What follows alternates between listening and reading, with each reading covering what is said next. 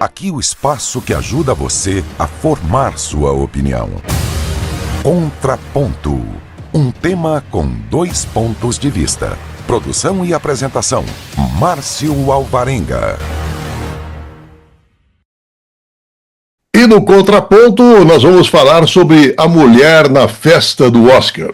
A Academia de Artes e Ciências Cinematográficas de Hollywood é feminina, a academia, mas o prêmio Oscar é masculino, não só no nome. O troféu do prêmio mais renomado e reconhecido do mundo no campo do cinema se assemelha a um homem que expõe a dominação patriarcal das instituições internacionais.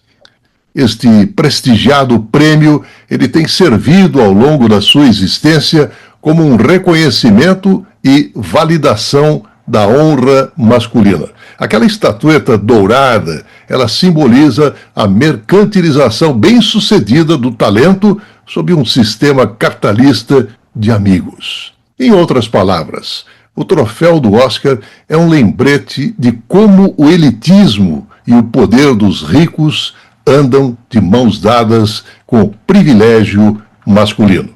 E no contraponto de hoje, então, o tema é a mulher no Oscar. E nós convidamos, participa conosco, a professora Esther Hamburger, professora titular de História do Cinema e do Audiovisual e de projeto do Departamento de Cinema, Rádio e Televisão da Escola de Comunicações e Artes da USP, ela que atua na confluência da crítica e dos estudos de cinema, televisão e antropologia, abordando temas como desigualdades sociais, relações de gênero e raça no cinema. Professora Esther, grande prazer em tê-la de volta ao programa. Bom dia. Bom dia, o prazer é meu de estar aqui com você. E participa conosco também a colaboradora do Trocando em Miúdos no quadro Direito a Ter Direitos, a professora de Direitos Humanos e de Biodireito da Faculdade de Direito da UFO, professora Cláudia Loureiro. Prazer em tê-la de volta. Bom dia, professora. Bom dia, prazer mais uma vez estar aqui com vocês. Muito obrigada. Professora Esther, na festa do último domingo, 15 de março, naquele segmento intitulado In Memoriam, onde a academia ela presta uma homenagem a todos os profissionais do cinema falecidos. E o fora deste ano foi não mencionar o nome da icônica atriz francesa Brigitte Bardot.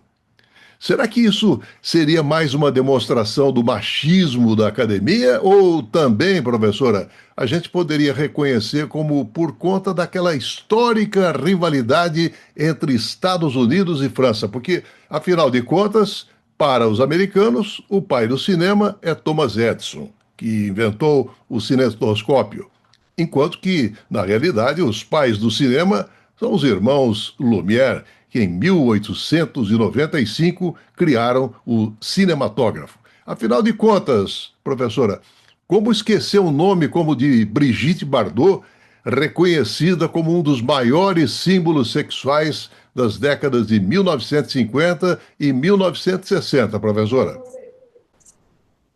Eu acho que tem a ver mais com essa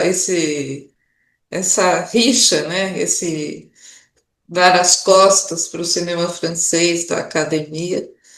Tem também, claro, tem alguma coisa de discriminação de gênero, mas, enfim, as atrizes, em geral, são reconhecidas, né? O cinema, ele se estrutura muito em torno de atrizes, né?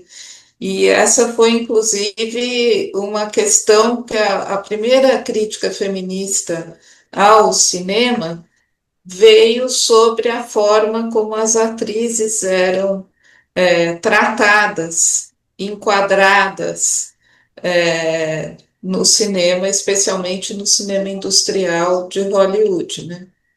Então, enfim, a valorização das atrizes, as estrelas são parte do sistema, né? É claro que é um fora enorme, mas também esqueceram Alain Delon. Então, Também Então, francês, né? é também francês. Então, eu tento achar que nessa questão, aí vale um esquecimento, né? Um esquecimento cultural. Seu contraponto, professora Cláudia. Concordo com a professora, né? Tem um pouco da rixa existente entre os dois países, mas eu também penso que tem um pouco de questão de gênero e também de não querer ressaltar tantos símbolos sexuais assim numa época onde essa discussão sobre a forma como a mulher é representada e exposta, né, nesse contexto vem recebendo críticas, né, de toda a comunidade internacional. Então acredito que tenha um pouco a ver com essa questão também. Uhum. Professor Esther, na festa do Oscar desse ano, as mulheres do filme As Damas de Honra, a Melissa McCarthy, a Rose Byrne, a Kristen Wiig, a Maya Rudolph e a Ellie Kemper, elas se reuniram depois de 15 anos para apresentar o Oscar de melhor trilha sonora original e também de melhor som. E no campo das trilhas sonoras, professor Esther, ao longo de toda a história do cinema, os departamentos musicais, sempre chefiados por homens, isso inibiu a presença de mulheres compondo trilhas para o cinema. A inglesa Doreen McWhitten, que trabalhou na composição de trilhas de 1946 até 1965, ela teve o seu brilho ofuscado pelo próprio marido, o compositor erudito William Owen, que acabou deixando o terreno erudito para entrar no campo das trilhas sonoras. E nesse caso, o problema estava dentro de casa ou da indústria cinematográfica, professor Esther? Eu acho que é da indústria, né? Esse problema é anterior. Recentemente, uma série de trabalhos realizados em vários países chamaram atenção para o fato de que, em muitos lugares, originalmente o cinema foi feminino. Enquanto ele era uma atividade experimental, que ainda não tinha se estabelecido, se consolidado com um viés econômico viável, né, de viabilidade, ele teve muitas mulheres em posições de direção. Talvez a mais conhecida seja a Alice Guy, uma francesa que depois que começou trabalhando na Gaumont, e ela, de secretária do Gaumont, ela passou a ter uma posição muito destacada e dirigiu vários filmes e teve responsabilidades, inclusive, de inovação técnica. Recomendo muito o documentário sobre ela, que é muito impressionante, porque o documentário mostra que ela, de uma posição de muito destaque, ela em vida passou a uma posição de invisibilidade e não reconhecimento. E na vida dela, ela tentou recuperar a posição, porque ela daí saiu, ela se casou, se mudou para os Estados Unidos, montou um estúdio com o marido. Isso nós estamos falando do comecinho do século XX, né? Bem no começo da história do cinema. E, e aí depois o estúdio começou muito bem, mas eles se separaram, o estúdio entrou em crise, foi à falência e ela ficou com uma mão na frente e outra atrás.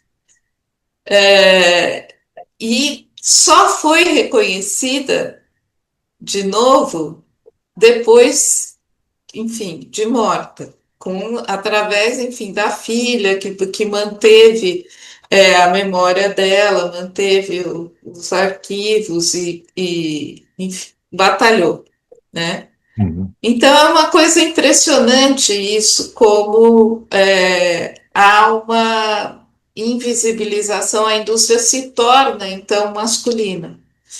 É interessante que também as mulheres foram muito importantes também quando elas se tornaram espectadoras, né? Porque no comecinho do cinema, no fim do século XIX, ali naquele finzinho, naquela virada do XIX para o XX, o espaço público era muito masculino, né? As mulheres, enfim, já existiam muitas mulheres que trabalhavam, mas elas ainda não frequentavam.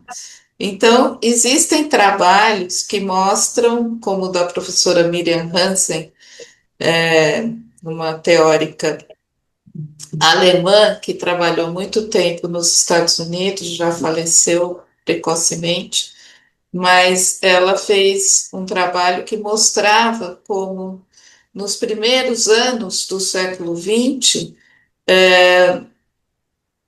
as mulheres viram na matinê do cinema uma oportunidade de ir olhar espetáculos, como, por exemplo, os de luta livre, que elas não estavam acostumadas, aos quais elas não tinham acesso, porque era um programa masculino e assistir a luta livre. Era um programa nos Estados Unidos muito popular entre os homens. Então, as mulheres nos Estados Unidos começaram a ir ao cinema ver a luta livre, que elas não podiam entrar no espetáculo ao vivo, mas elas podiam ver. E aí a indústria começou a perceber que, enfim, a luta livre trata-se de um enfrentamento entre corpos masculinos, enfim, e tem o torso nu, né? Tem, enfim, os homens estão de shorts, basicamente. Então, a indústria começou a perceber que havia um interesse feminino pela sensualidade masculina, né? Nisso ainda se pensava muito em termos bipolares, embora eu acho que é possível entender isso que a Miriam Hansen está falando, esse processo, sem deixar de perceber que essas sensualidades estão mais liberadas do que um registro bipolar permite perceber. Mas, de qualquer jeito, o Valentino, que é um dos primeiros galãs da indústria do cinema norte-americana, né, ou estadunidense, ele é um galã que exibe, né? Tem uma história de Sheik, né? Que ele, enfim, tem toda uma masculinidade ligada à identidade de imigrante italiano que ele tinha nos Estados Unidos, e ele, nas suas peripécias de Sheik, numa terra distante, num lugar fantástico, enfim, é um cinema diferente do que o que a gente conhece hoje. Mas, Uhum. enfim, já existia ali aquela apresentação de um corpo masculino para um público muito ativo, né? Porque o público é sempre ativo, nunca é um público passivo, que engole coisas sem ter. É um público ativo e se estabelece uma relação que é desigual, mas que a indústria procura atender, assim, né? Alguma. É interessante que esse Sheik, o Rodolfo Valentino, ele serviu inclusive de inspiração para o Fellini fazer Abismo dos Sonhos, né, com Alberto Sordi vivendo um Olha aí. personagem de uma revista de fotonovela, e a Giulietta Massina, fã do Sheik branco, viajou até Roma para conhecer. Enfim, é um clássico do cinema italiano, uma das primeiras obras-primas do Fellini, exatamente em homenagem ao Sheik Rodolfo Valentino. Agora, professora Cláudia, de repente, nesse contexto de luta livre, a indústria cinematográfica percebeu que os homens poderiam ser uma isca para as mulheres? É. E aí surgiram filmes que a indústria pensou como filmes para mulheres. Claro que todo mundo assistia, né? Isso eu acho, a nossa indústria de televisão tem muita conexão com a indústria do cinema americano. Então, falando em Sheik, nós tivemos Sheik de Agadir, né? Uhum. Eu conheço muito pouco dele porque há pouco material de arquivo que sobrou sobre ele. Uhum. Mas eu fico imaginando, será que esse Sheik de Agadir também não tinha um parentesco lá com o Valentino? Possivelmente. Professora Cláudia. Acredito que sim, a mulher, quando passa a participar mais do contexto social, assim seria, ela passa a demonstrar, né, as suas preferências. Eu acho que isso vai contribuindo para que a academia também se atualize para oferecer aquilo que também é de interesse do público feminino. E a questão da invisibilidade, para mim, também fica muito presente dentro desse contexto, porque não é só uma invisibilidade das mulheres atrizes, diretoras, né, que trabalham dentro desse contexto da produção, mas também a invisibilidade das preferências das mulheres espectadoras. Então, eu acho que quando nós percebemos um crescente na participação feminina, uma forma de se colocar diferente, né, no cinema, na arte, na literatura em geral, existem muitas histórias que o cinema também tenta contar para reverter um pouco os efeitos negativos dessa invisibilidade. Por exemplo, eu lembro de um filme sobre a história da primeira fertilização in vitro, que aconteceu e teve sucesso por atuação de uma enfermeira, que foi essencial para esse projeto dar certo. E também, durante a vida dela, ela não foi reconhecida, o nome dela nem mesmo era mencionado nas publicações, em jornais, em revistas especializadas. Somente após a morte é que ela foi reconhecida como uma peça-chave daquela pesquisa científica, e um filme acaba retratando toda essa história. Também diz um pouco a respeito da forma como a mulher participa na sociedade, contribui com a evolução da humanidade, né? Então eu vejo isso como algo muito positivo. O cinema vem contribuindo para tornar isso mais visível, e também essa visibilidade das mulheres espectadoras. O que que nós queremos?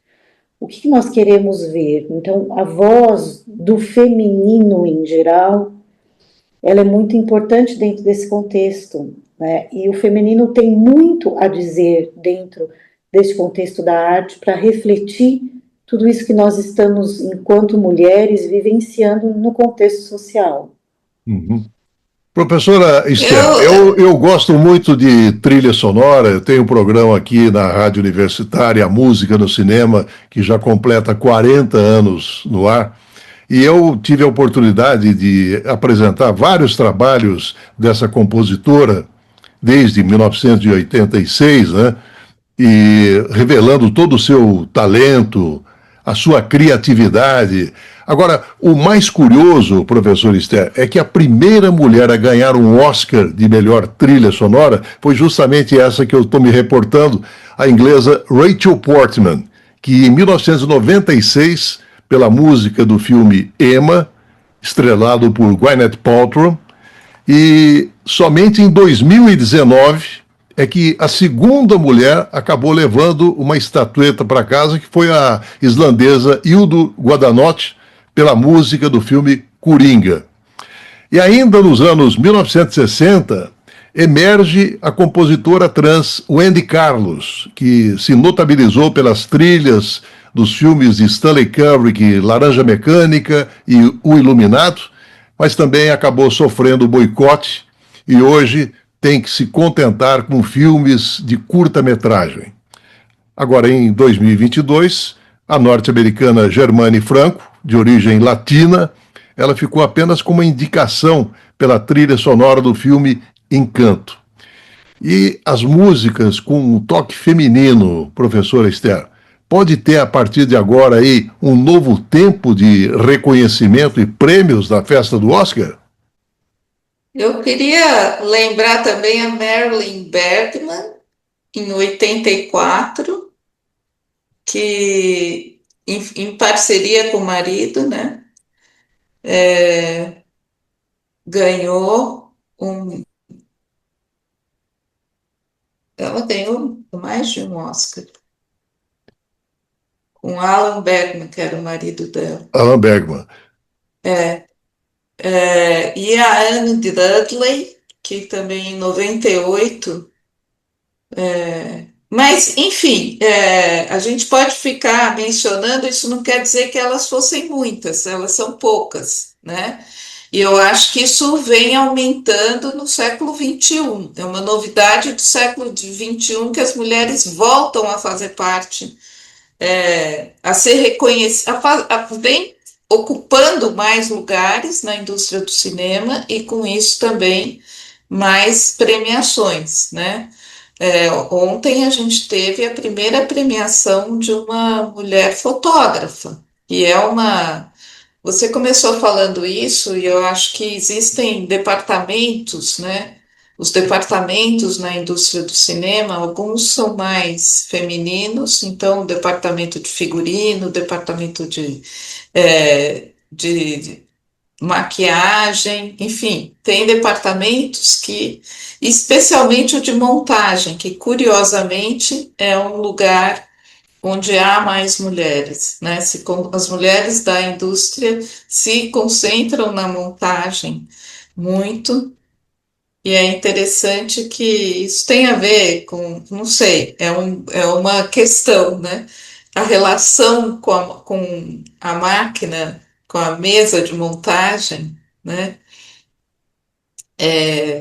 Talvez seja parecida com uma relação de corte e costura, né? Se a gente pensa no filme, na película, como era antigamente, né? Era literalmente um corte e uma cola que se colocava para fazer a montagem de um filme.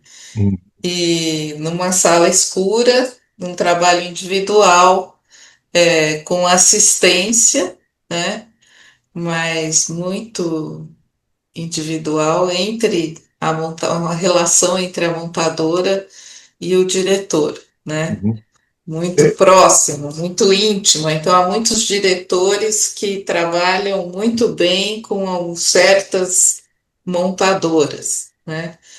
Então, esse é um departamento que foi um dos primeiros a ter premiação. Tem um dado de 1941, Anne Baltins, que trabalhava muito com Cecil DeMille, que era um grande cineasta da indústria, né, de Uhum. Hollywood dos anos clássicos.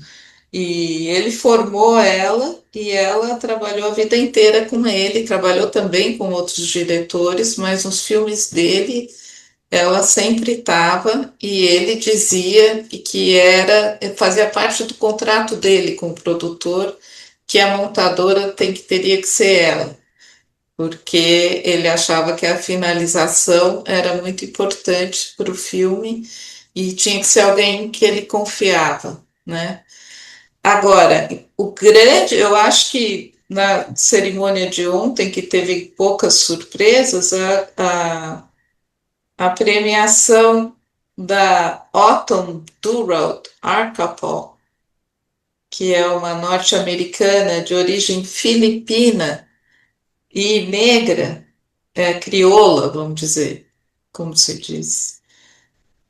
Foi uma grande novidade, porque essa é uma área que até recentemente era muito masculinizada, né? Hoje há muitas diretoras de fotografia no cinema mundial e também no cinema brasileiro. Existe até uma associação de fotógrafas de cinema, Uhum.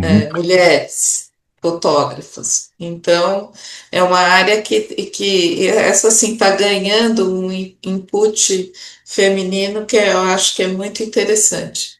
A professora Esther tinha falado da figurinista, né? E a gente não pode deixar de lembrar aqui uma figura antológica da cinematografia, que foi Edith Head, que surgiu exatamente por volta de 1942, e ela até hoje é detentora de um recorde que dificilmente será superado, porque ela, ao longo da sua carreira, professora Cláudia, ela obteve 28 indicações ao Oscar e levou 8 estatuetas para casa. Então, é realmente um feito olímpico. E aí a gente pergunta o seguinte: Edith Hitler, daquela época em que lugar de mulher ou era na cozinha ou era cuidando da costura. E aí eu pergunto se é muito diferente dos dias de hoje, quando se diz que lugar de mulher é onde ela quiser? Eu acho que sim, né? Lugar de mulher é onde ela acha que deve estar, né? Onde ela sente a noção de pertencimento. E eu acho que isso vem num crescente, com a evolução da história da humanidade, a mulher vai deixando de perceber que ela só se encaixa em determinados lugares e ela vai se aventurando em determinadas atividades que outrora pertenciam apenas à esfera masculina. Isso acontece muito também com as meninas nas ciências exatas, né? Há um mito de que somente os meninos são bons na matemática, enfim. Então as meninas vão percebendo que, não, esse lugar também é para mim, eu também posso fazer aquilo que eu quiser aqui. Então eu acredito que a falta de representatividade, ela se deve a esse movimento mesmo, né, de que aos poucos nós vamos abandonando aqueles estereótipos que encaixam mulheres e homens em determinados lugares específicos e vamos possibilitando, enquanto sociedade e coletividade, que essas mulheres também se sintam pertencendo a outros lugares. E aí nós vamos percebendo que esse movimento é um pouco mais lento na academia, e nós percebemos que existem poucas premiações de direção, né, para as mulheres, mas porque muitas vezes também a academia reflete os estereótipos e o preconceito que nós vivenciamos na sociedade, né? Nós não podemos negar que as estruturas, as instituições, as organizações, elas refletem aquilo que nós vivemos em sociedade. Eu acredito que as mulheres devem continuar se aventurando em lugares onde elas normalmente outrora não eram bem sucedidas ou bem-vindas. Isso vai abrindo os caminhos para outras, para uma maior representatividade e para outras mulheres. Claro que não é um trabalho fácil, não é realmente, exige muita coragem e são muitos os desafios a serem enfrentados. Mas eu acredito que a gente conta com a coragem dessas mulheres que resolvem se aventurar nessas áreas. Eu lembro a direção fabulosa da Chloe Zhao, né, no Hamnet, e eu vi uma entrevista dela, ela dizendo, não, em primeiro lugar eu não quis fazer, porque eu achei que eu não fosse dar conta, porque eu não sou mãe. Olha que coisa interessante, a mulher também sentir e analisar suas limitações ou suas potencialidades. Eu achei isso muito corajoso da parte dela. E aí, a partir do momento que ela decide fazer, vem essa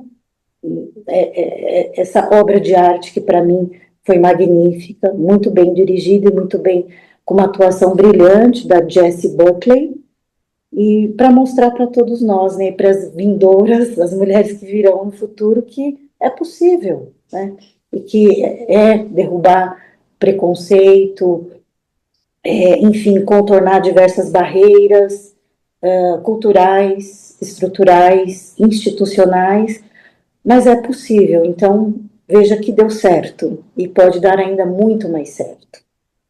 A propósito de melhor direção, professor Esther, apenas 17% dos indicados ao Oscar desde 1929 foram mulheres, com menos de 2% desses indicados sendo mulheres de cor, de acordo com pesquisas recentes.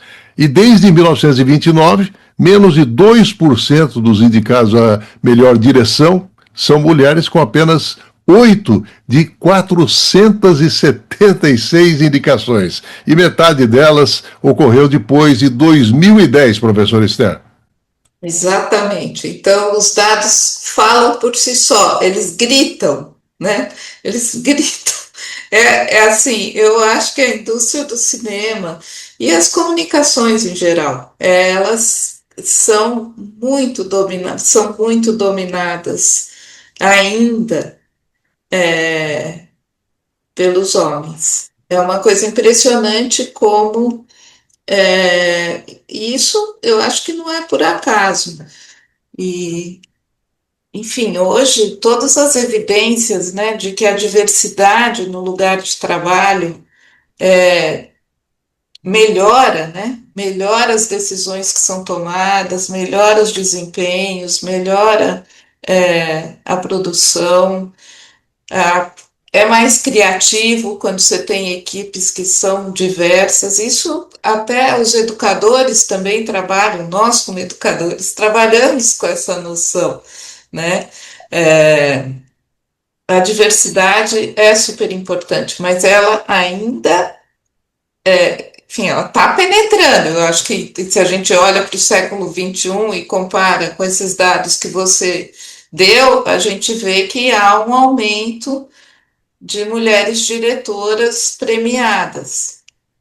No Brasil, se a gente pensar no século XXI também, no Brasil, a partir do final do século XX e no século XXI, a diversidade aumentou muito o número de mulheres diretoras que fazem filmes muito significativos, que fazem diferença, né? Agora, eu fui, por exemplo, membro do Conselho da TV Cultura, na época eram pouquíssimas mulheres. Isso melhorou. Então, eu acho que é uma. Enfim, nós estamos vivendo um período de diversificação numa área que permaneceu muito resistente à abertura, né? Enfim, os primeiros trabalhos de crítica feminista nos estudos de cinema surgem nos anos 70. E também existe uma pensadora e cineasta inglesa, Laura Mulvey, que já veio para o Brasil algumas vezes, o trabalho dela está publicado aqui, ainda pouca coisa, eu merecia muito mais. E como essa crítica, que é uma bibliografia reconhecida no mundo inteiro, aqui a gente tem pouquíssimas coisas publicadas, né? Essa dimensão do cinema e dos meios audiovisuais é uma dimensão quase que obrigatória, ela já é normalmente abordada por qualquer professor fora do Brasil. Não tem como você ignorar essa dimensão. Depois de tem várias linhas de pensamento que abordam com teorias diferentes, mas que reconhecem essa dimensão. Então, primeiro se abordou a presença, como é que era, se havia exploração, enfim, do corpo feminino, né? Se as mulheres estavam sendo reduzidas a sua sensualidade, a sua sexualidade. E há todo um debate em torno disso. E daí vai se pensar, como eu estava mencionando a Miriam Hansen, que é como que as mulheres, como que o cinema pode ser visto como um meio que propiciou a entrada das mulheres no espaço público. Se a gente pensar o espaço público de maneira ampla e reconhecer que o cinema faz parte do espaço público. E aí, com a chegada da televisão e dos meios audiovisuais, ainda as imagens vão ficando mais importantes, né? E aí, quando se vai estudar a presença das mulheres atrás das câmeras, que é um segundo momento, e aí é aquilo que eu estava falando antes, se descobre que na Itália, então tem um trabalho da Giuliana Bruno, que é professora de Harvard, a tese de doutorado dela, imagina que é dos anos 80, que não foi publicada. Ela mostra a pioneira do cinema napolitano. Havia uma mulher que era atriz, mas ela também dirigia e dirigiu muitos filmes. E o marido que produzia, e tudo ia no nome do marido.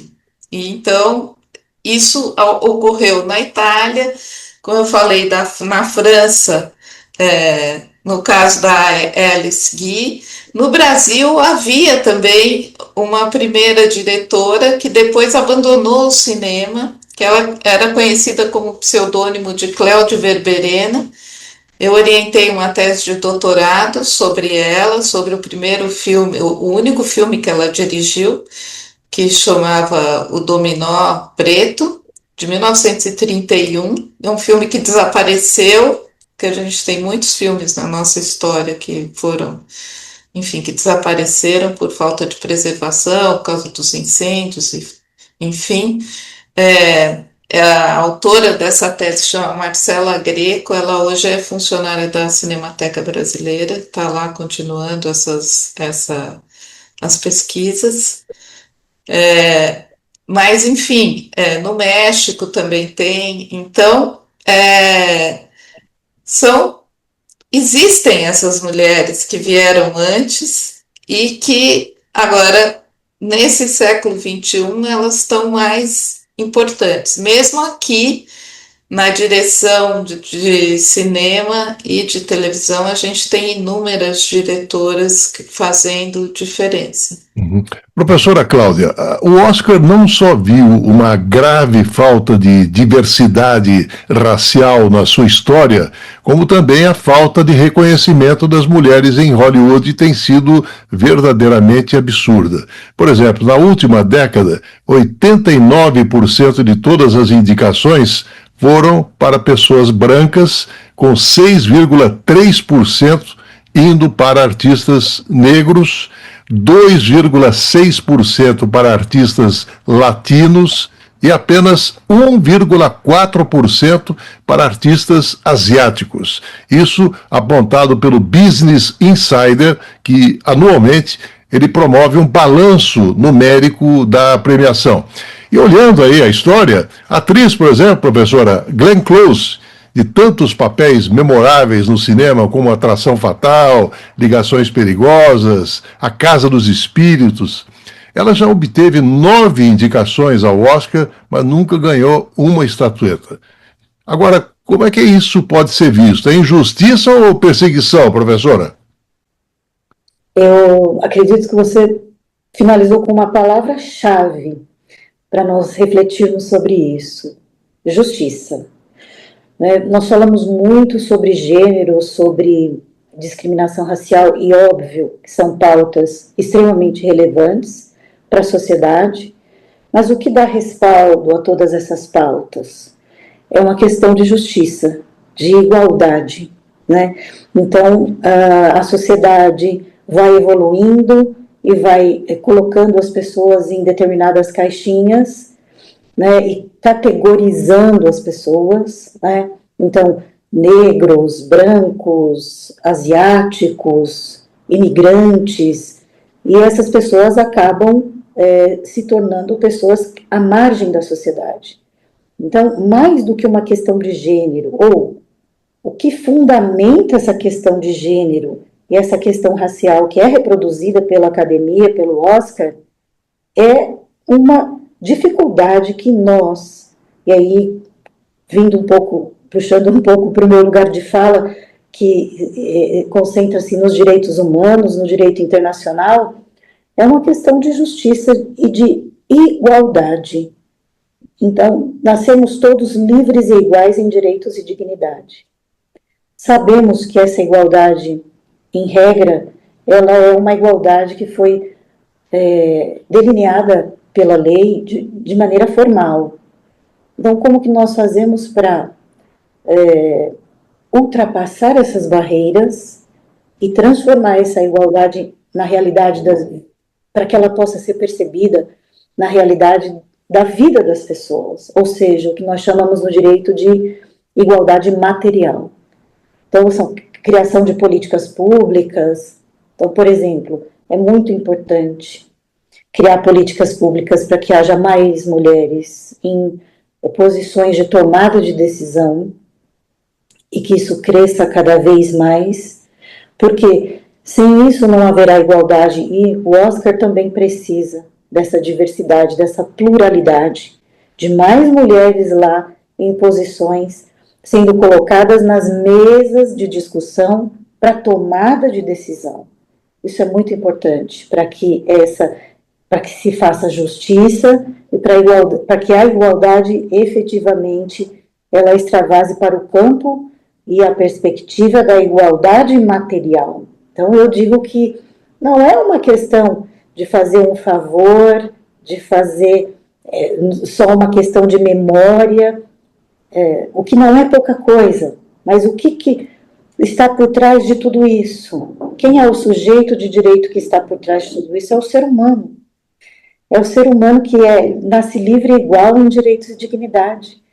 Então temos que caminhar para que isso seja uma realidade e para perseguirmos esse ideal de justiça e de igualdade e de não discriminação.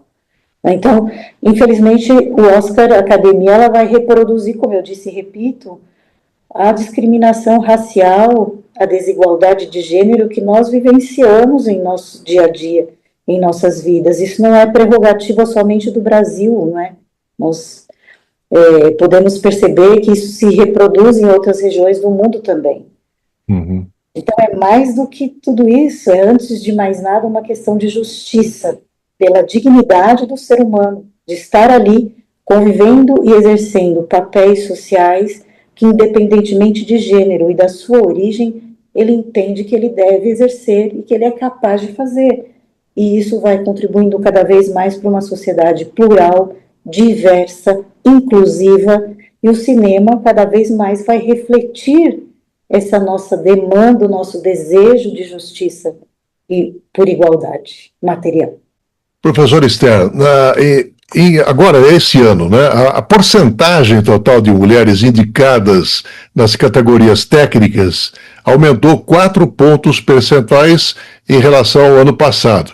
E dos 226 indicados ao Oscar, 69, 31%, são mulheres, e os outros 157, 69%, são homens. Bom, o tamanho do abismo que separa homens e mulheres continua sendo cinematograficamente imenso, mesmo excluindo as categorias de melhor ator e melhor atriz, né, professora? Sem dúvida nenhuma. Mas você falou muito bem em citar as porcentagens para as categorias técnicas, que são os lugares. Enfim, a gente estava falando que há departamentos mais femininos e mais masculinos, e enfim, por isso eu estava salientando que o Oscar para uma mulher na área de fotografia ontem, e uma mulher que não é branca, eu acho que talvez foi um prêmio muito importante. Em relação às mulheres, é o dado mais significativo que a gente tem dessa cerimônia desse ano, que eu espero que... E é pelo trabalho num filme de um diretor negro, né? Então, eu acho que há evidências de que a diversidade está aumentando, embora os números ainda revelem uma desigualdade que abissal, né? E, enfim, eu acho que o cinema ele contribui para a gente ir inventando futuros, né?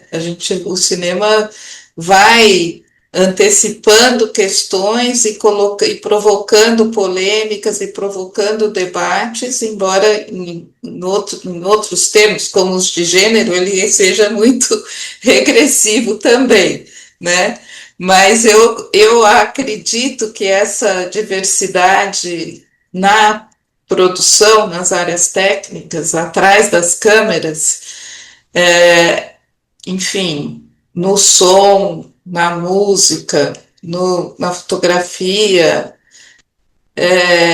ela vai contribuir para um cinema que seja um cinema que aponte possibilidades e que não simplesmente reproduza distopias, né?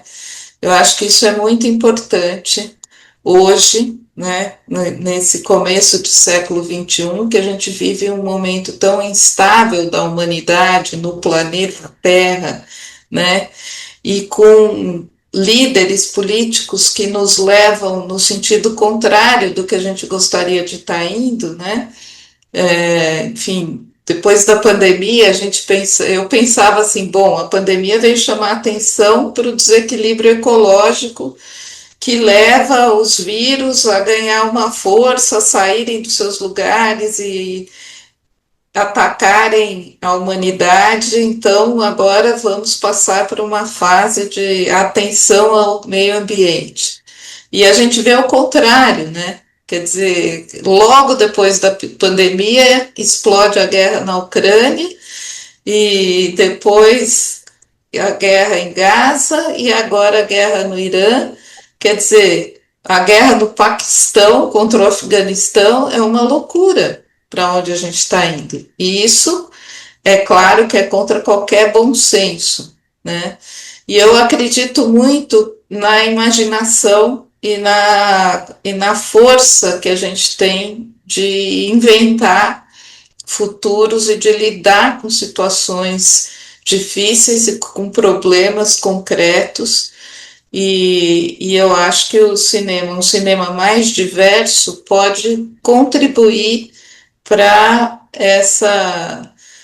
enfim, para chamar atenção, né? Por exemplo, o filme que ganhou uma batalha atrás da outra é uma certa denúncia, né, da intolerância, e é um filme a favor de uma miscigenação, né, um pai branco, uma filha que não é branca, né, que talvez não seja a filha biológica, mas é ali que está um amor genuíno, né, entre pai e filho, né.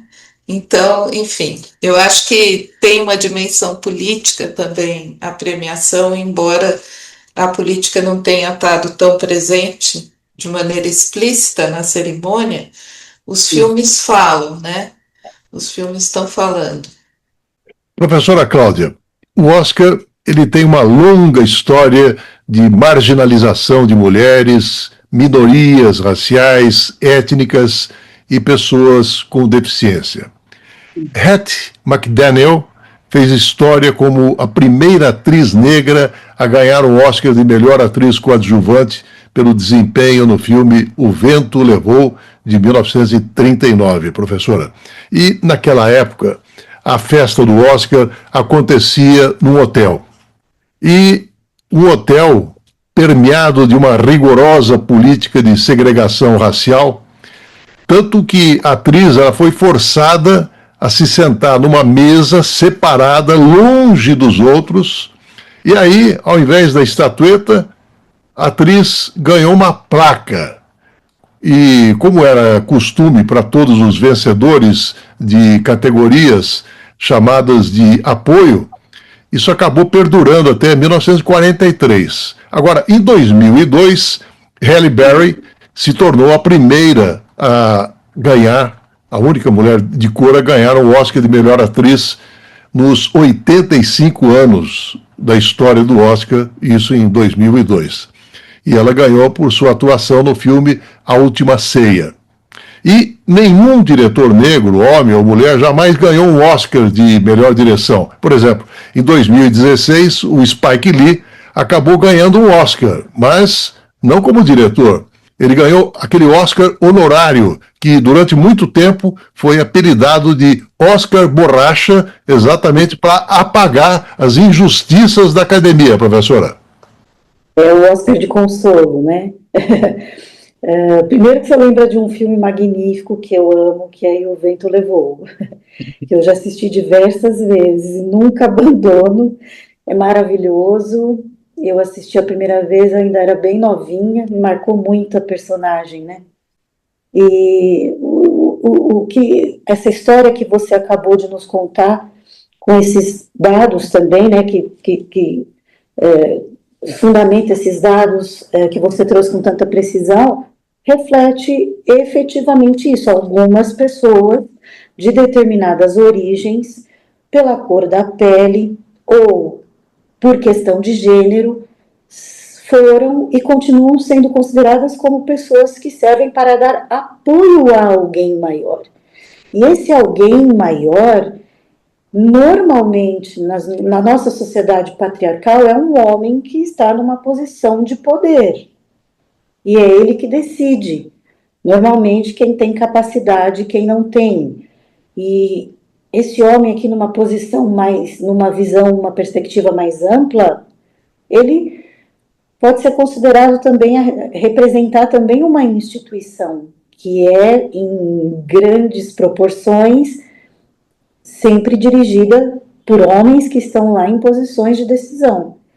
Então, nós, mulheres, por muito tempo, fomos o apoio, e não o aspecto central, né? Eu volto no filme Hamlet. Então, pensem vocês, eu não quero aqui tirar o mérito das mulheres que são essenciais para o cuidado, que é extremamente relevante para a nossa sociedade, né? Então, eu acho que se uma mulher se sente nessa posição e ela se sente feliz e realizada nesse contexto, ela precisa ser respeitada. Mas carregar essa noção de posição de cuidado não significa que a mulher ela esteja numa segunda perspectiva, numa perspectiva menor. Eu vou voltar ao Hamlet. Então pensem numa mulher que ficou no interior com os filhos, enquanto o marido foi para a cidade trabalhar. Então pensem na coragem dessa mulher, nas escolhas difíceis que ela teve de fazer. E como isso foi grandioso para aquela família enfrentar aquele momento difícil diante da perda de um filho. Então, eu não acho que... o que eu quero dizer aqui é que nós não podemos minimizar e promover subinclusão ou superinclusão, por exemplo. Então, mulheres precisam estar sempre em posições de apoio, em situações de cuidado, e elas são sempre coadjuvantes. Não é isso que eu quero dizer. Mas nós temos que tomar cuidado e respeitar essas escolhas plurais dessas pessoas e evitar superinclusão e subinclusão. Então, para evitar que as mulheres sejam discriminadas, nós vamos superincluir. Inclusive, colocando a mulher numa posição na qual ela não necessariamente quer estar. Não sei se eu consegui me expressar, mas eu vejo dessa forma e nem subincluir, né? Então, eu acredito que o que vale nesse contexto todo é nós termos coragem de seguirmos adiante, fazendo o nosso trabalho, aquilo que fazemos bem feito, que gostamos de fazer, e de que forma nós podemos contribuir com a evolução da arte, do cinema especificamente, como nós estamos tratando aqui hoje.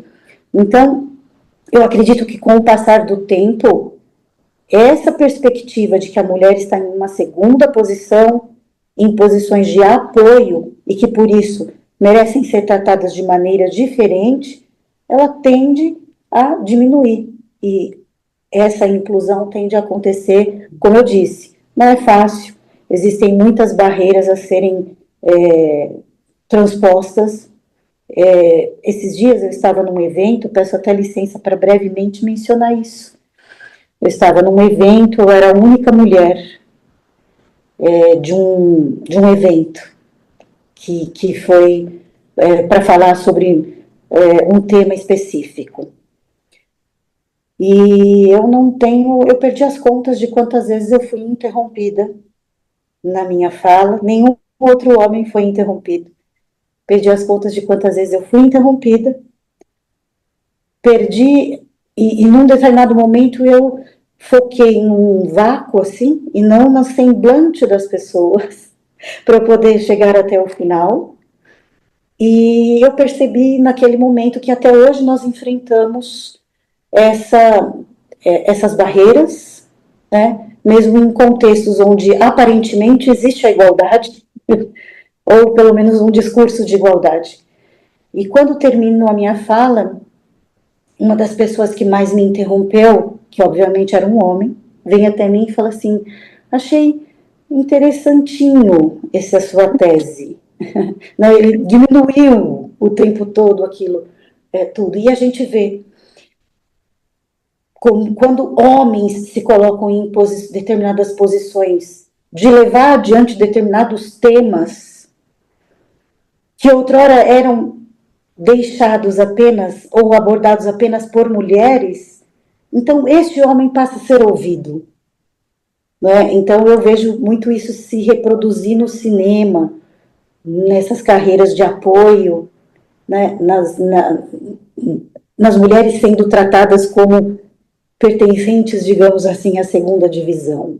É uma realidade que nós enfrentamos. Eu acho que com o passar do tempo, de geração para geração, fazendo o nosso trabalho com coragem e determinação, podemos contribuir para que as futuras gerações, né, nas futuras gerações, mulheres sejam menos interrompidas e a estatueta seja uma realidade para todas.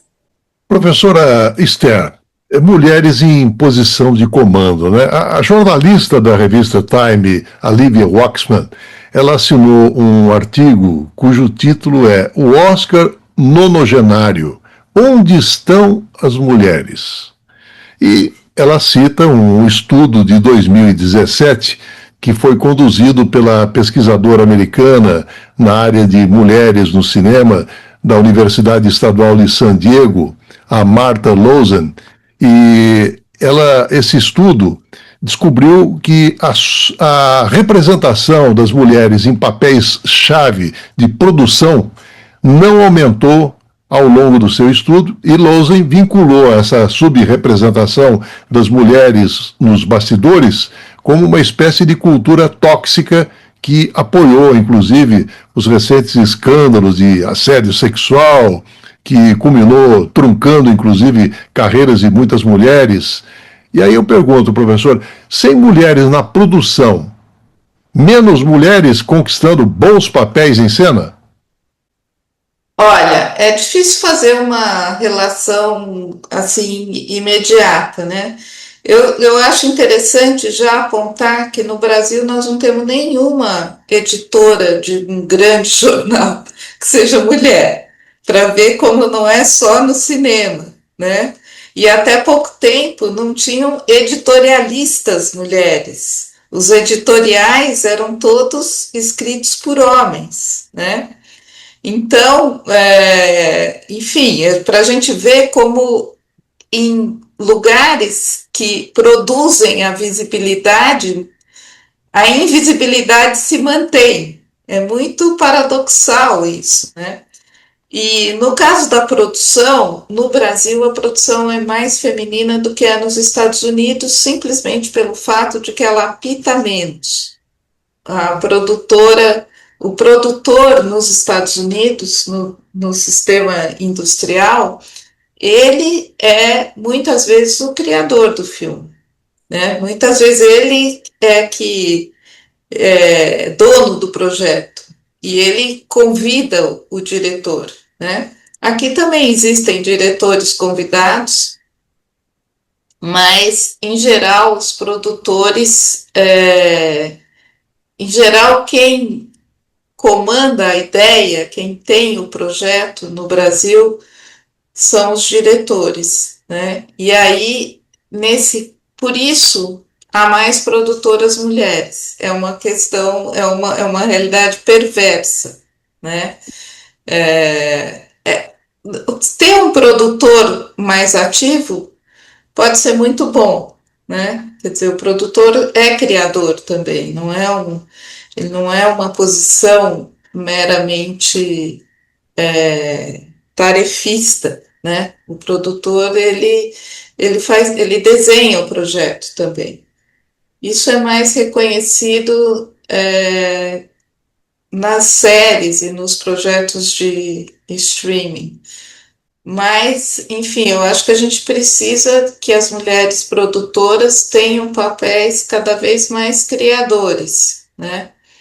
E isso faz muito bem para os filmes, né? Porque os palpites, enfim, as mulheres às vezes elas incomodam, porque elas não têm as mesmas regras de comportamento, não sei, né? Elas às vezes falam alguma coisa que constrange quem está numa reunião, por exemplo. Então, a minha mãe dizia que nós estamos vivendo um retrocesso, nas relações de gênero. E eu acho que realmente, a gente vive hoje resistências do tipo que a Cláudia estava contando, que eu acho que acontecem muito, é muito comum, né? É, a gente às vezes está em reuniões que a gente é a única mulher, né? E então a gente vivencia muito isso. Você fala uma coisa e aquilo cria um mal-estar, porque as pessoas não tinham pensado naquilo e, de alguma forma, o fato de você estar falando faz com que se sintam ameaçados, né? Então, isso, a gente está vivendo um momento muito difícil, né? Porque ao mesmo tempo que tem todos esses avanços, há uma sensibilidade muito grande no ar que às vezes se volta contra as mulheres, né? De maneiras que pareciam já superadas e, na verdade, não estão superadas, né? Então, eu acho que os avanços, eles criam também umas reações no sentido mais estrito do termo, né? E a gente está vivendo muito isso agora. Ao mesmo tempo que a gente tem todos esses espaços sendo conquistados nas premiações, a gente sabe que a gente também tem uma resistência muito grande e continua existindo, né? Professora Cláudia, nós estamos no finalzinho, mas, por outro lado, nós temos números interessantes favoráveis às mulheres. Por exemplo, a atriz Katharine Hepburn é a campeã de prêmios de melhor atriz.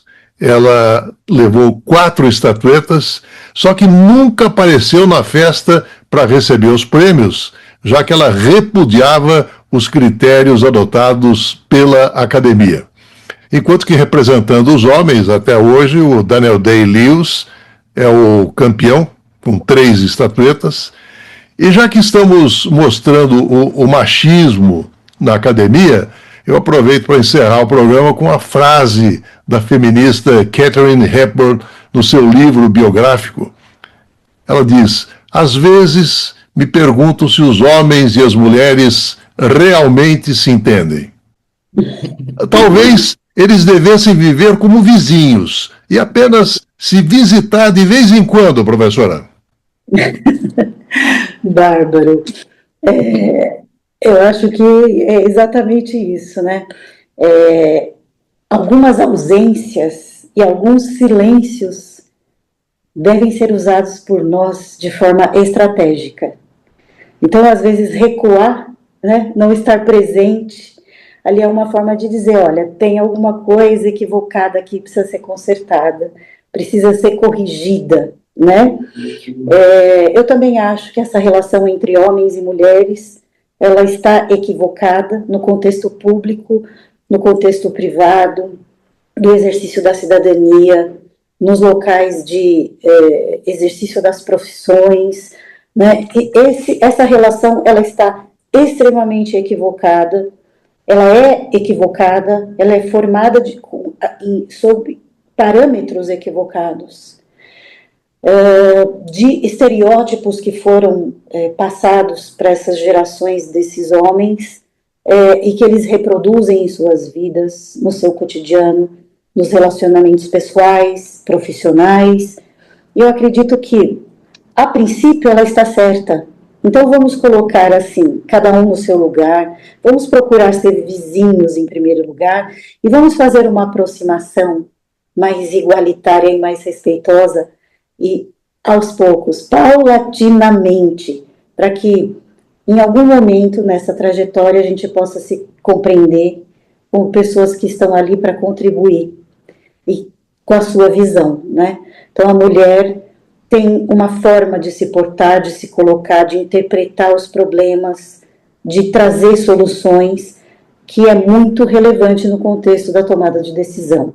Então, eu acho muito importante que os homens também aceitem isso, percebam isso, né? E permitam que essa aproximação, ela seja paulatina, gradual, mas respeitosa, acima de qualquer coisa, né?